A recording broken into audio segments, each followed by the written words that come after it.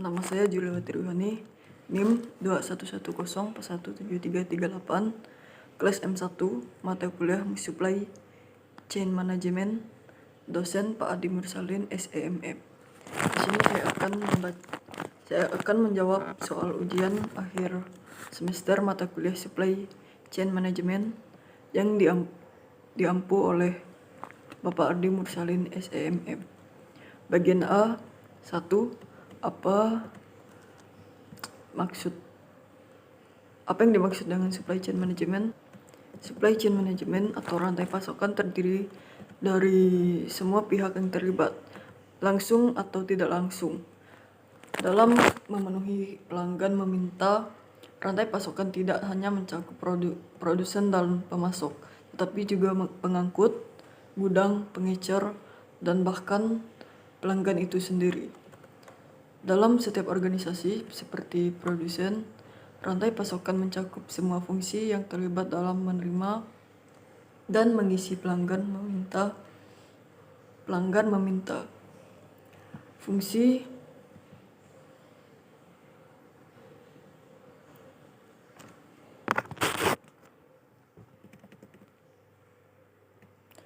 ini termasuk, namun tidak terbatas pada pengembangan produk baru, pemasaran, operasi, distribusi, keuangan, dan layanan pelanggan. Pertimbangan seorang pelanggan yang masuk ke toko Walmart untuk membeli deterjen, rantai pasokan dimulai dengan pelanggan dan kebutuhannya akan deterjen. Tahap selanjutnya dari rantai pasokan ini adalah toko retail Walmart yang dikunjungi pelanggan. Walmart menyimpan raknya menggunakan inventaris itu mungkin telah dipasok dari gudang pada barang jadi atau distributor menggunakan truk yang dipasok oleh pihak ketiga. Distributor pada gilirannya diisi oleh pabrikan, katakanlah Procter dan Gamble atau P&G. Dalam hal ini, pabrik produksi P&G menerima bahan mentah dari berbagai pemasok yang mungkin sendiri telah dipasok oleh pemasok tingkat rendah. Misalnya, kemasan material dapat berasal dari Pactiv Corporation, sedangkan Pactiv menerima bahan baku untuk memproduksi kemasan dari pemasok lain. 2. Jika Anda berbisnis dalam bidang restoran, bagaimana Anda menerapkan supply chain management dalam bisnis restoran Anda?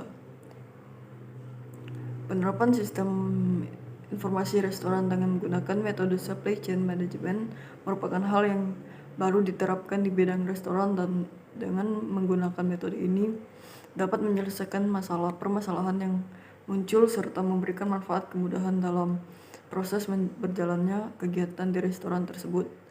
Oleh karena permasalahan tersebut, maka perlu dibangun sebuah sistem informasi restoran yang menerapkan metode supply chain management di dalamnya, sehingga seluruh proses bisnis restoran lebih terstruktur dan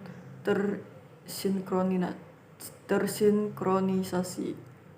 Sistem berjalan yang digunakan dianggap kurang efektif dan efisien dalam menunjang bisnis di restoran, sehingga perlu diusulkan solusi berupa dibangunnya sebuah sistem informasi restoran yang menerapkan metode supply chain management yang dapat mengintegrasikan seluruh proses bisnis dalam sebuah perusahaan agar terciptanya proses bisnis yang terlebih terstruktur dan tersinkronisasi antara setiap bagian di dalam sebuah perusahaan. Dari bagian proses yang akan diintegrasikan menjadi satu menggunakan metode supply chain management.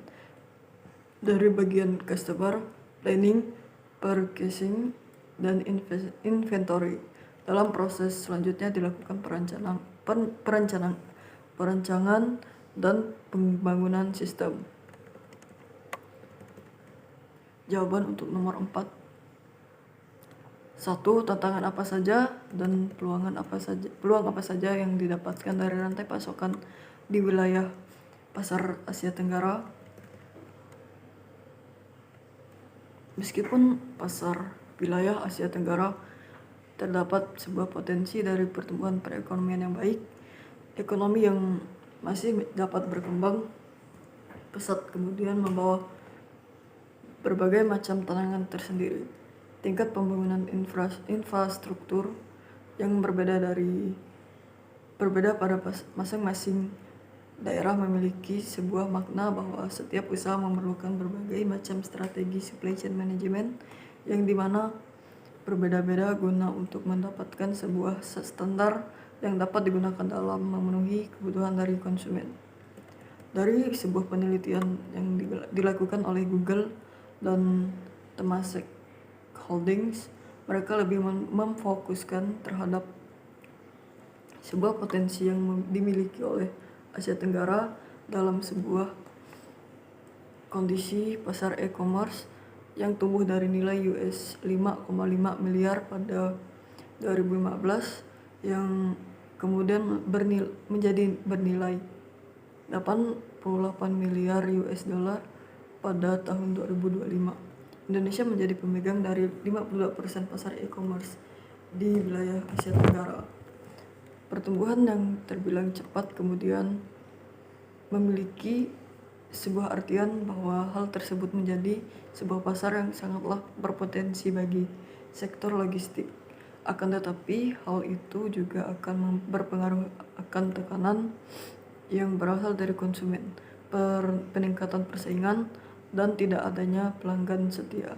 Hal ini kemudian menjadikan faktor logistik sebagai sebuah pembeda utama di perusahaan e-commerce. Dalam kondisi tersebut membuat pelaku bisnis untuk lebih fokus dalam bidang logistik mereka.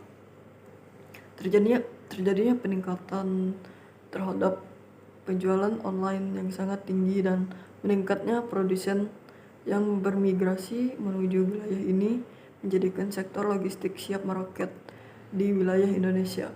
Sektor transportasi dan juga logistik yang berada di Indonesia sebelumnya telah mengalami peningkatan sebesar 2 digit dalam 1 dekade ini. Dan kemudian tren dari peningkatan ini kemudian akan selalu terus berlanjut. Dalam tantangan dan juga peluang yang sangatlah besar, sektor logistik kemudian perlu dilakukan otomatisasi guna untuk meningkatkan produktivitasnya. 2. Mengapa saya perlu melakukan otomatisasi dalam supply chain saya? Dikarenakan saya akan besarnya sektor logistik yang terjadi di kawasan Asia Tenggara menjadikan hal ini sebagai sebuah tantangan bagi pelaku industri. Hal tersebut dikarenakan permintaan dari pelanggan akan meningkat, maka hal tersebut akan menjadi sebuah tekanan bagi pelaku bisnis guna untuk melayani konsumen dan juga untuk mempertahankan konsumen tersebut. Bayangkan mencoba mengirimkan 100 unit furniture.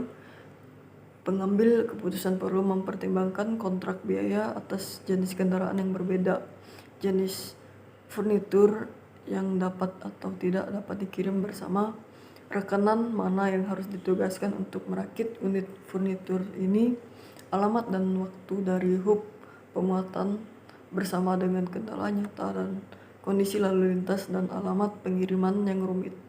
Dalam kawasan yang mengharapkan lonjakan besar dan dalam ekonomi dan perusahaan mengantisipasi lonjakan pesanan, menjadi hampir mustahil bagi pikiran manusia untuk penggunaan AI. Dengan demikian menjadi keharusan bagi bisnis. Kebutuhan saat ini adalah untuk mengotomatiskan operasi dan mengurangi ketergantungan manusia. 3. Apa dampak potensial dari otomatisasi pada supply chain? Otomatisasi dapat membantu supply chain di setiap tahap proses, dari perencanaan rute yang dioptimalkan hingga pengiriman jarak terakhir yang efisien. Otomatisasi berpotensi merevolusi seluruh operasi supply chain, pengemasan 3D, pengoptimalan penjualan, dan pelacakan armada secara real time hanyalah beberapa cara di mana otomatisasi mengubah permainan. Sekitar 24% dari PDB Indonesia dihabiskan untuk logistik. Mengotomatiskan rantai pasokan dapat membantu bisnis dalam memotong biaya dan meningkatkan efisiensi. Otomatisasi juga menjanjikan untuk meminimalkan ketergantungan manusia yang dapat menjadi keuntungan bagi kawasan Asia Tenggara yang sedang berjuang dengan tenaga kerja yang menyusut. Kekuatan manfaat nyata dari otomatisasi bagaimanapun adalah tidak luput dari keberhasilan sisi bisnis. Mesin pembuat keputusan AI sebenarnya dapat membantu stakeholders dalam supply chain management dalam membuat pilihan logistik yang lebih baik. Menggunakan data historis untuk proyeksi masa depan, AI dapat membuka banyak rahasia dalam hal mengoptimalkan sumber daya atau memahami pelanggan. 4. Dapatkah otomatisasi terintegrasi dengan sistem saya yang sudah ada? Seperti dibahas di atas, bisnis 4. Dapatkah otomatisasi terintegrasi dengan sistem saya yang sudah ada? Seperti dibahas di atas, bisnis baru di Asia Tenggara tidak memiliki proses standar. Setiap bisnis memiliki sistemnya sendiri dan solusi teknologinya harus ramah integrasi untuk kelancaran transisi. Platform teknologi logistik era baru berbasis cloud dan mudah diimplementasikan, serta dapat dengan mudah digabungkan dengan sistem yang ada dan bekerja dalam batasan yang disediakan oleh perusahaan tertentu. Solusi saat ini juga sangat scalable karena berfungsi dengan model bayar sesuai pemakaian. Platform ini bahkan menawarkan tim change management khusus yang bekerja dengan sumber daya di lapangan untuk memastikan transisi yang lancar ke platform baru. Jawaban bagian B, video 1, topik pengantar supply chain management. Pembicara Oktri. Isi supply chain management adalah sebuah rantai koordinasi dan kolaborasi dari berbagai macam elemen dari berbagai macam aspek folder yang tujuannya adalah dari customer untuk receiver. Customer punya kebutuhan, kemudian diproses dalam sebuah sistem yang sangat-sangat panjang dan kompleks lalu disampaikan lagi kepada customer. Video 2, topik analisis supply chain management, pengukuran kinerja supply chain management atau kinerja dari rantai pasok. Pembicara dari YouTube Terus Belajar. Isi tata cara menilai suatu kinerja dari rantai pasok atau supply chain. Salah satu aspek fundamental atau aspek yang mendasar dan yang dalam manajemen rantai pasok adalah kinerja yang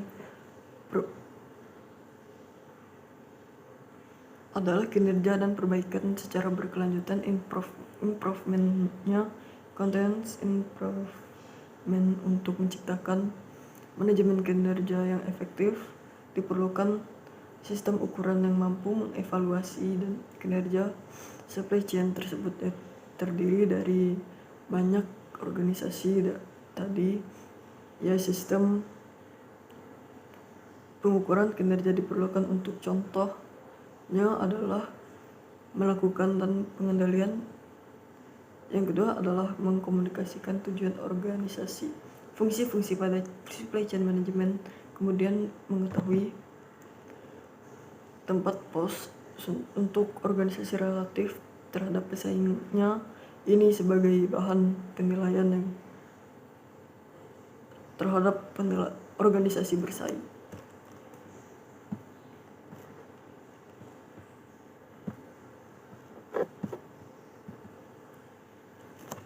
Jawaban bagian C, tugas-tugas yang sudah saya kerjakan yaitu yang pertama, memberi komentar terhadap materi supply chain management di Instagram Pak Adi Mursalin SEMM. Yang kedua, tugas UTS dan tugas video ringkasan materi. Sekian jawaban UAS dari saya. Terima kasih.